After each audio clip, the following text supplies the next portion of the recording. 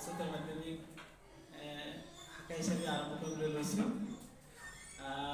সকলোৰে সহায় সহযোগিতা আমি আন্তৰিকভাৱে কামনা কৰিছোঁ।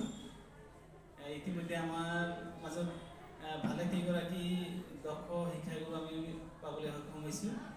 মই ভাবোঁ যে আমাৰ উঠি অহা ছাত্ৰীসকলে বহুত ভাল শিক্ষাগুৰুৰ অধীনত শিক্ষা লাভ কৰিব সুযোগ লাভ কৰিব। মই এইটো নকওঁ যে আমাৰ স্কুলত পঢ়িলে একেবাৰে নীট বা যি এইবিলাক একদম মানে কমপ্লিট কৰি পেলাব, তেনেকুৱা মই নকওঁ।